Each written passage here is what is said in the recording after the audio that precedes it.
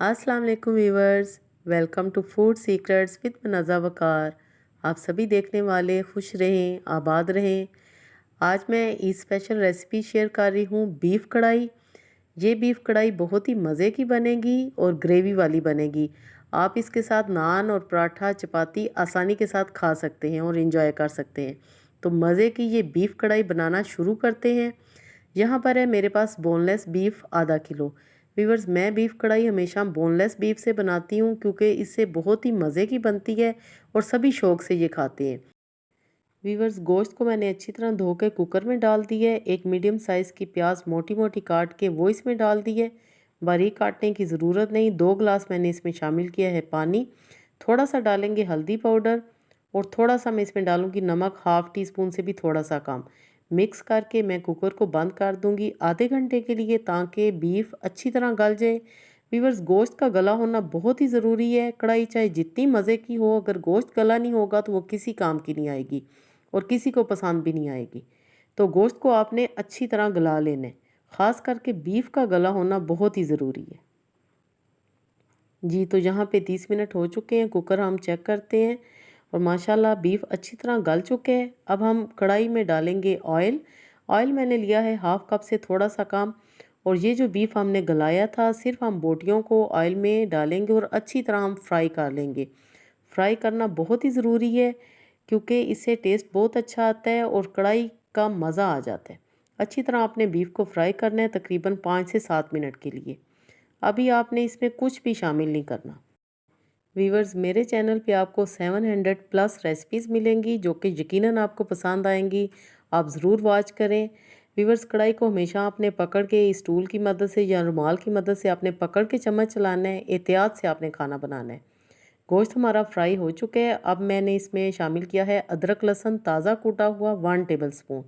इस स्टेज पे सबसे पहले हम अदरक लहसुन को शामिल करेंगे क्योंकि बॉइलिंग के दौरान हमने सिर्फ प्याज डाला था, अदरक लहसुन नहीं डाला था। अदरक लहसुन की भुनाई के बाद मैंने इसमें डाल दिए हैं 3 अदद टमाटर।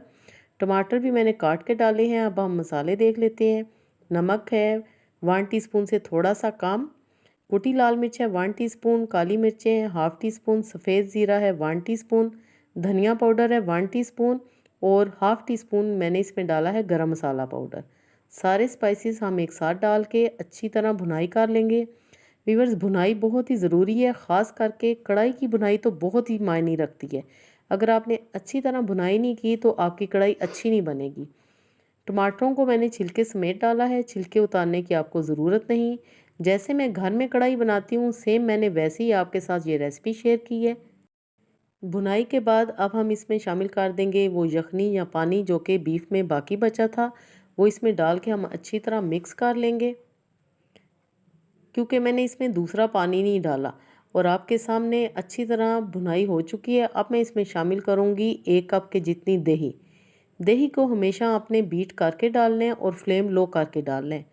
ये टिप आपके लिए, इससे दही फटता नहीं और इसकी ग्रेवी बहुत ही अच्छी बनती है। दही को अच्छी तरह मिक्स करने के बाद अब हम कवर अप कर देंगे तकरीबन 5 से 7 मिनट के लिए।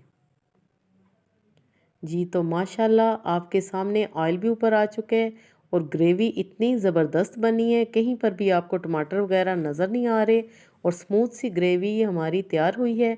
टमाटर और दही से जब आप ग्रेवी बनाएंगे तो खाने वाले को मज़ा आ जाएगा। जी, तो माशाल्लाह तैयार हो चुकी है हमारी बीफ कढ़ाई।